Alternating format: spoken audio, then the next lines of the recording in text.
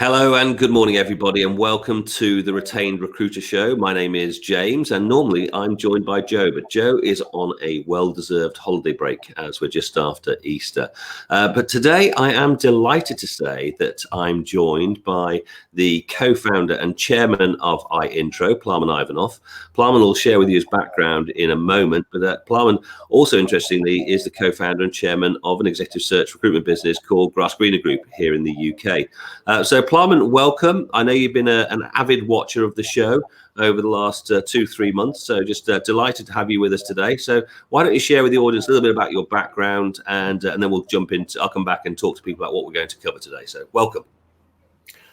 Good morning, everybody. Some of you may already know about me, but just to give you a quick summary of my journey in life, I'm Bulgarian. I've lived for 35 years in the UK, and I've built a number of businesses. My latest engagement since 2007 is the co-founding the Grass Greener Group, which is a retained recruitment search firm since 2012, and subsequent to that, launching iIntro as a white label solution to recruitment firms, currently over or near 300 clients worldwide. These are recruitment firm owners and businesses that are looking to transition successfully from contingency to retain. Does that make sense?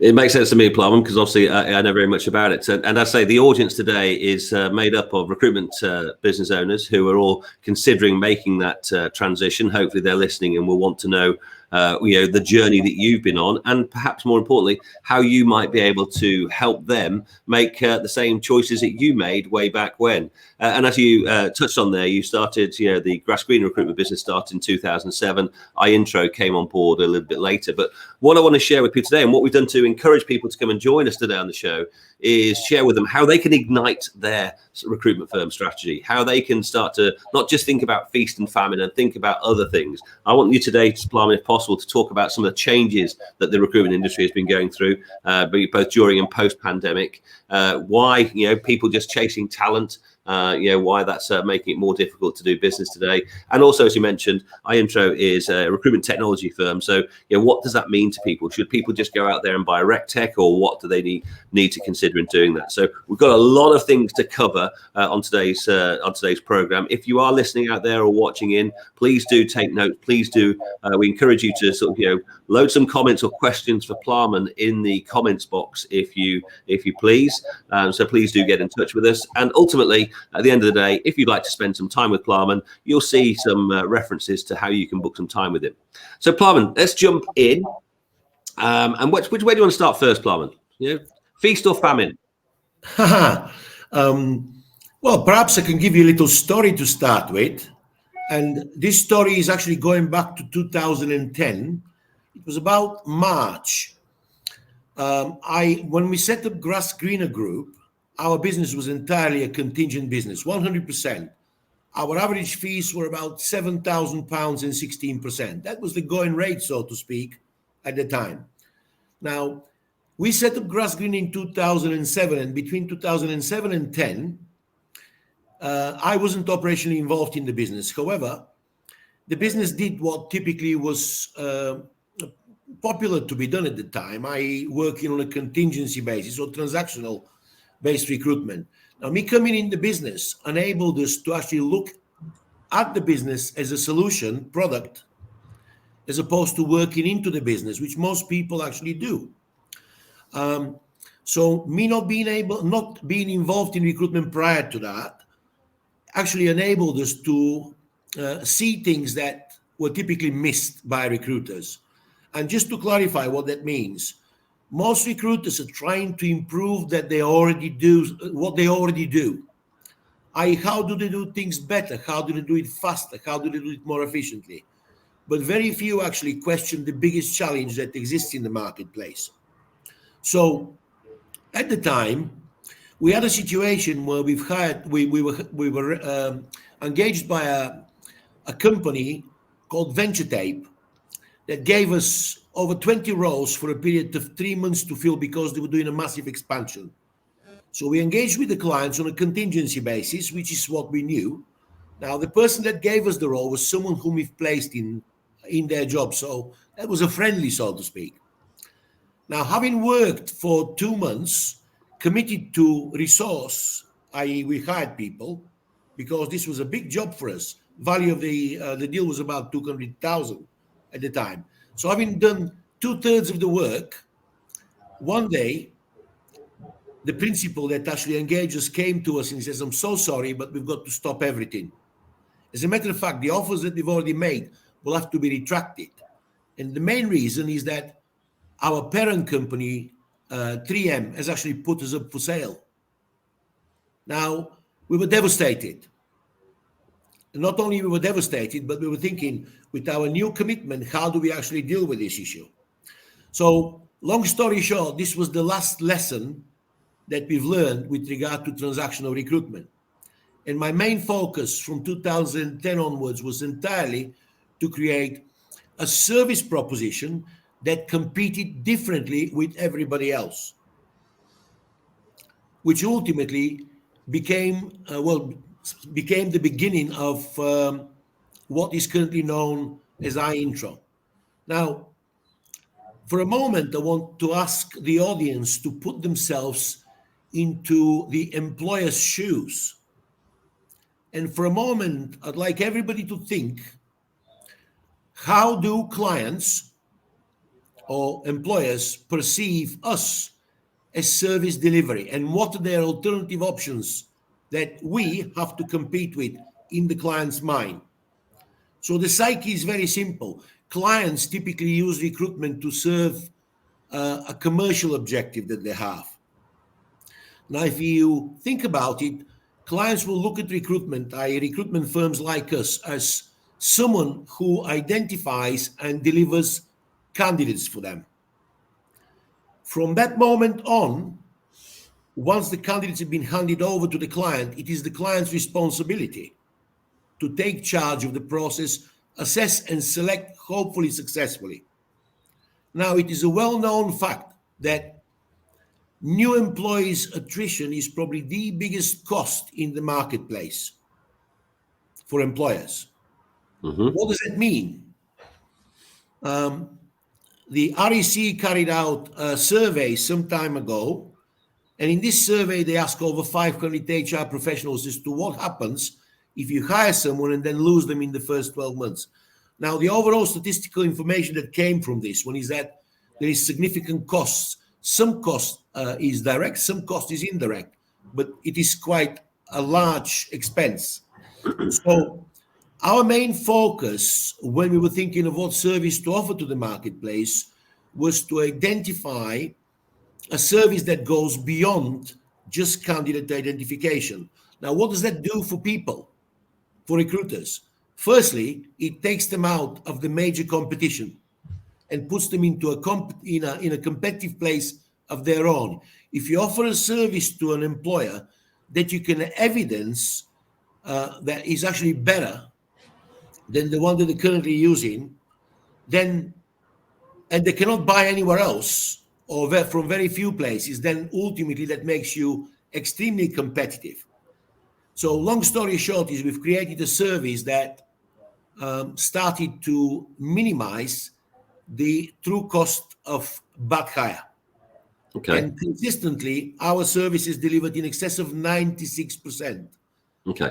So let me summarize that, Palam, and let me summarize that for people listening, because everyone listening who's ever worked in contingent recruitment, as have I, of course, and probably everybody listening in today, has had that experience where all of that time and effort that's been expended on delivering what your service was, which is a contingent CV supply service, you get to the stage where all of a sudden, we've all had that experience where the client says, I'm really sorry, but we can't continue. And all of that effort has been wasted. And on both sides. On both sides. But from the employer side, that's just c'est la vie. But from the recruiter side, and from your position, go back to your story back in 2010 there with that subdivision of 3M, all of that time, effort, and future revenue, went out the window, and that was the catalyst for you. And I want that to be a catalyst for people listening in today. Have you had that type of experience where you've put all of the effort in, and then only for the rug to be pulled from underneath your feet without any prior warning?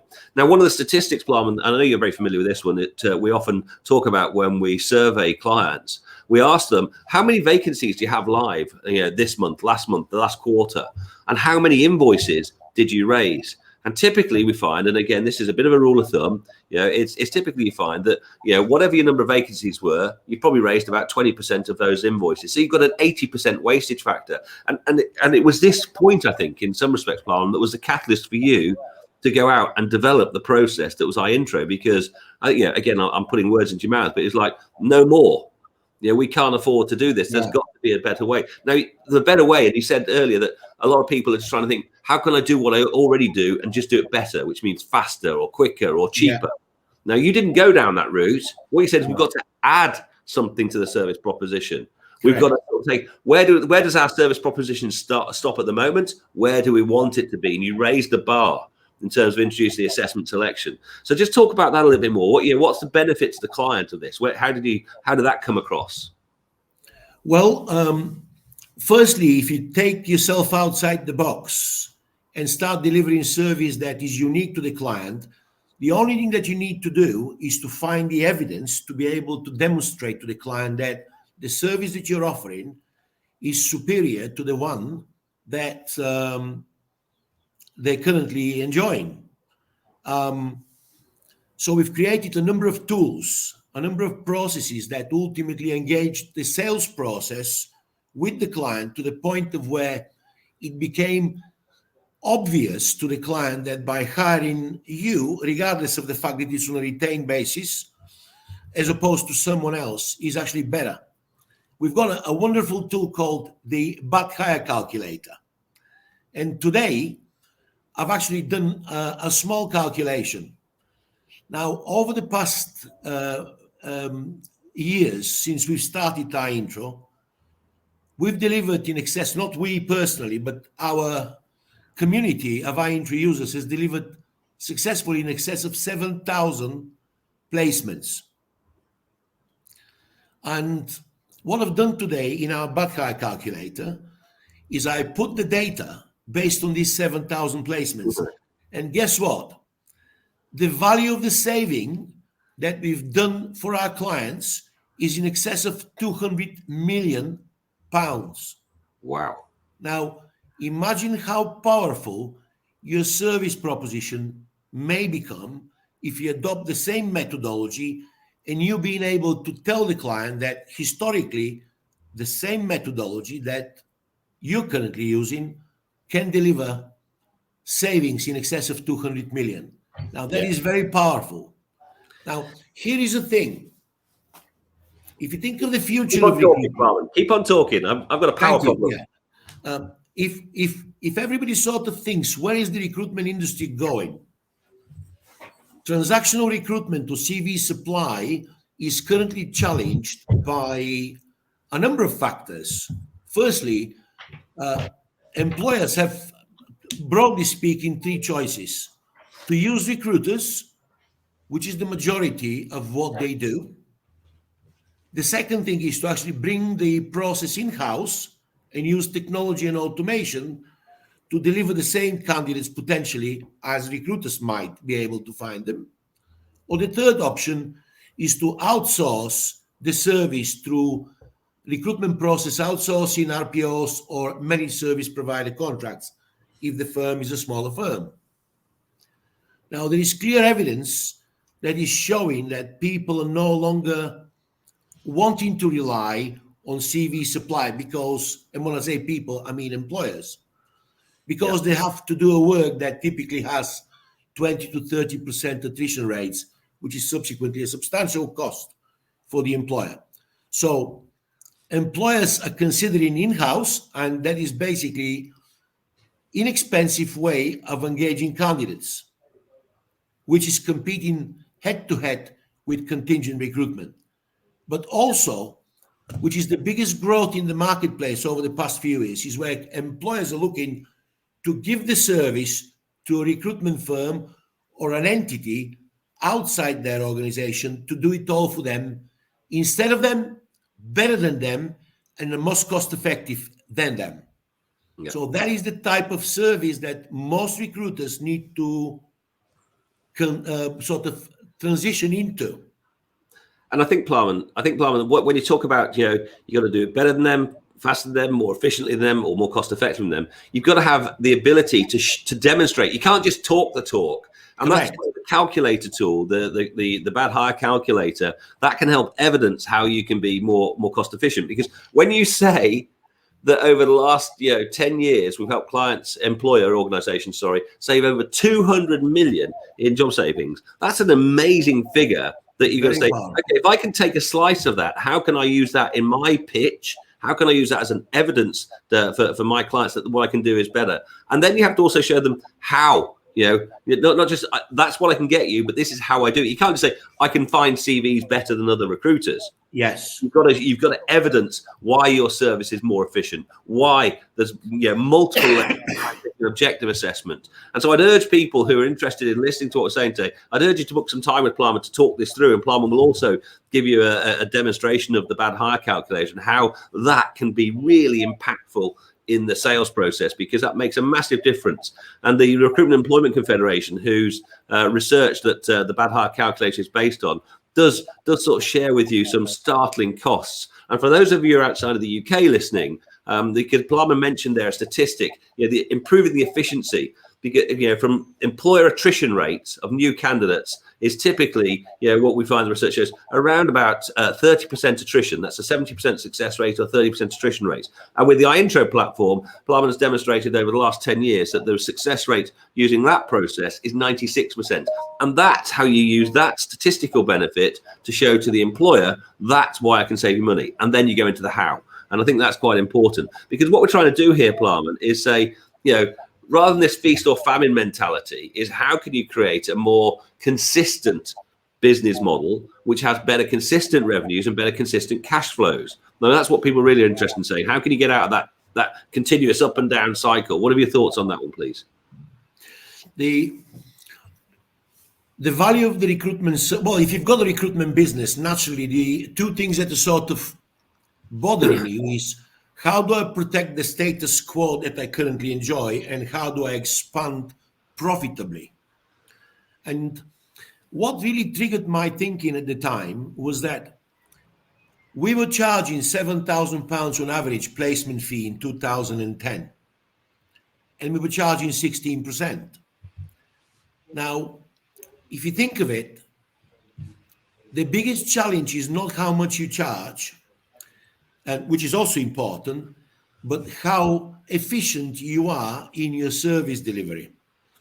So on contingency basis, if you're actually working on the basis of filling one role in every 5, i.e. 20 to 30% fill rates for a number of reasons, that means that your efficiency, you're only operating efficiently at 20 to 30%. If you put it into an analogy, if you come to work on Monday and you work until Friday, potentially you can only get paid on Friday, if not at best perhaps Thursday and Friday, but Monday, Tuesday and Wednesday you're working for free. So that was my biggest challenge. How do I improve profitability? The way we move forward is creating a service that enables you to get paid for all the time when you work, and that is ultimately the byproduct of consultancy-based services, and that is retained. Now, a lot of people are enjoying retained, but if you think of it, the fundamental principles of why is the client engaging me on a retained basis, this is the biggest question.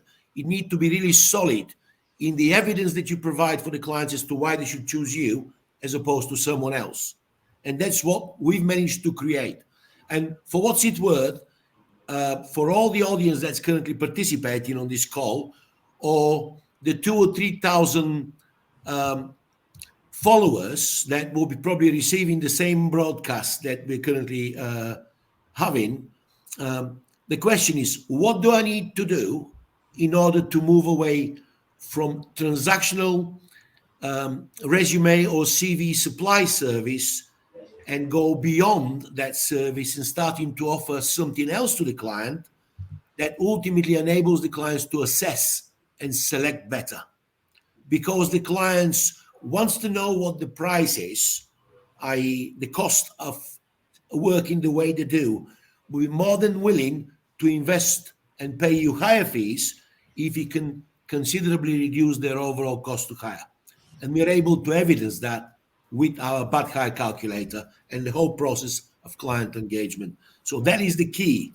People need to change from transactional CV supply, where it's very crowded, very busy, big competition, technology and automation also competes against you, and move into a service which the clients can outsource all, if not most of the jobs that they currently need. That's what clients need. Someone to convince them that they actually receiving a service that's better than the one that they have.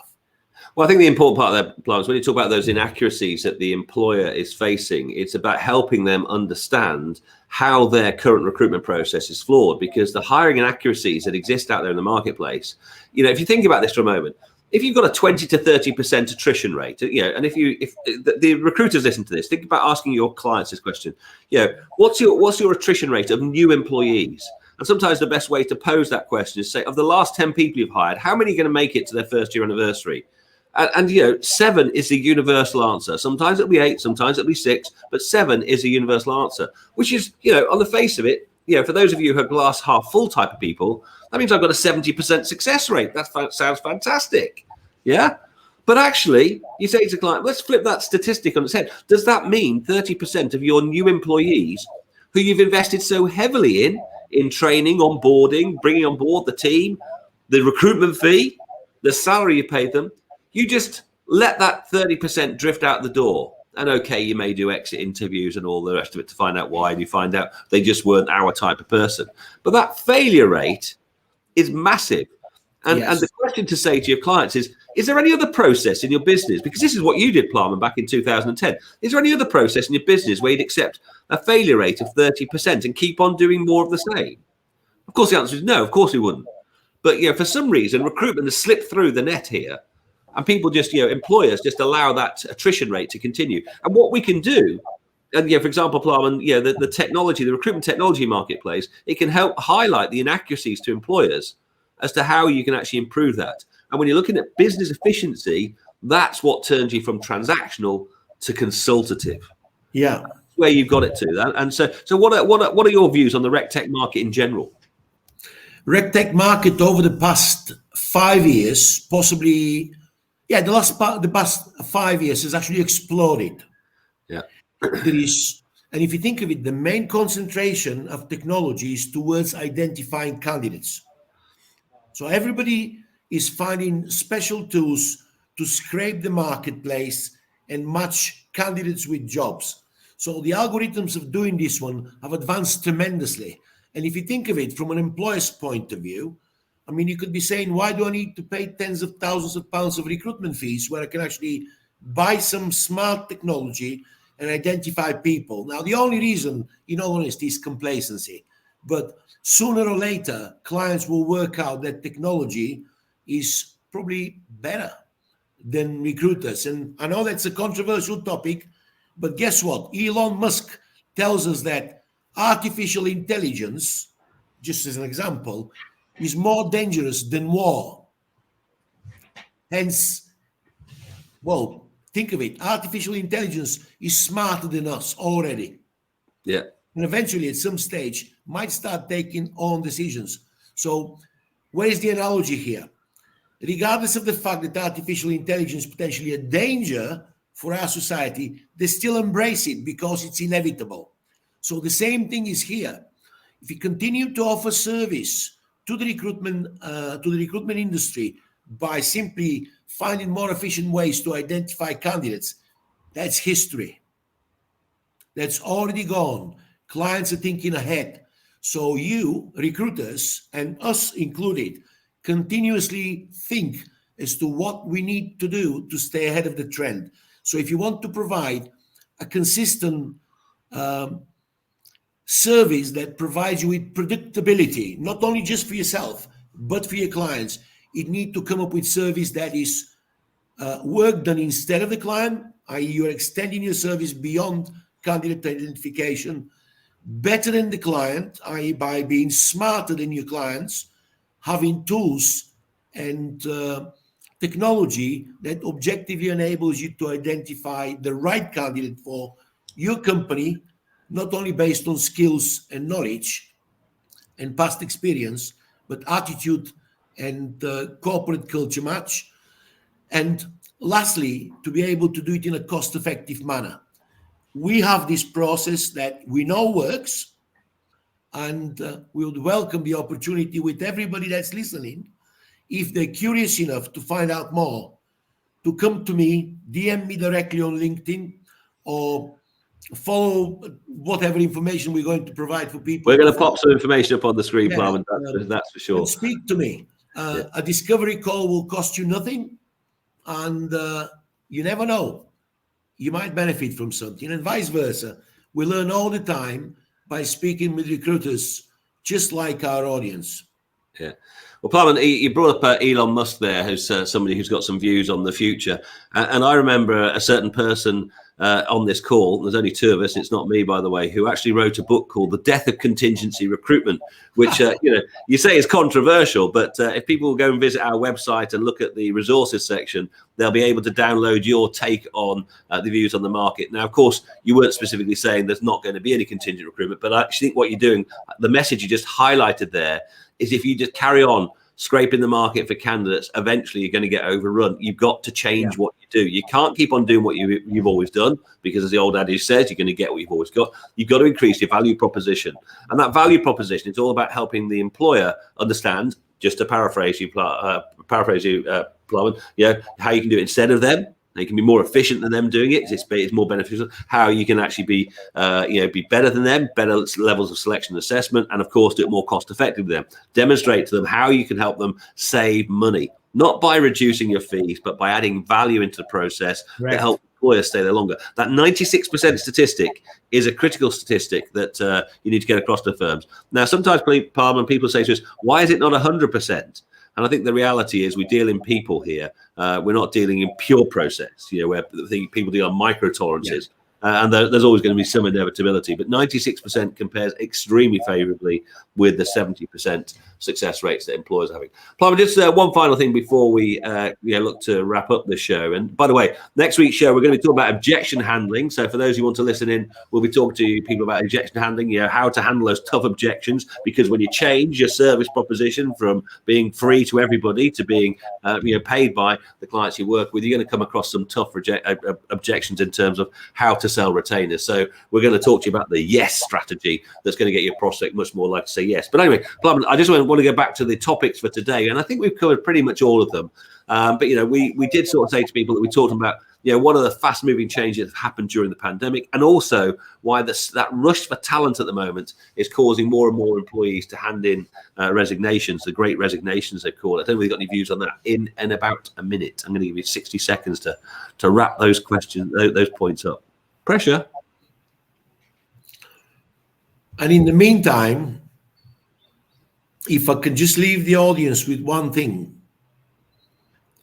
the main topic here is to come out of the busy place of CV supply service, and you can dress it in whatever you want, but essentially that's a very crowded market. You need to go beyond candidate identification. You need to offer service that delivers and supports the clients finding candidates that match perfectly the client's environment and reduce this overall attrition rates. That's what's been our topic, and that's what we've been pushing one-dimensionally for the past 10 plus years for us. Yeah, we become 100% retained recruiter in January 1st, 2012, and we've never looked back. Now, that's not obviously for everybody, no, but I'm sure that it's better to be retained as opposed to contingent. Listen, Plowman, it's been a fascinating journey. I'm sure people have enjoyed listening to you. And if they want more, they can click on the link below and book a consultation with you. So, Plowman, thank you very much for joining us today on the Retained Recruiter Show. We hope to have you back in the future. Love having you as a bystander week by week. So, Plowman, thank you very much for joining us today. Thank you. I'm glad that I've had 30 minutes of fame. Indeed. Well, it's twice what most people normally get. So from the Retained Recruiter Show, thank you very much for listening. We look forward to seeing you next week when we're going to be talking about objection handling. I'll be back with my co-colleague, Joe Gregory, next week. So until then, see you all. Thanks for listening. Bye-bye. Take care.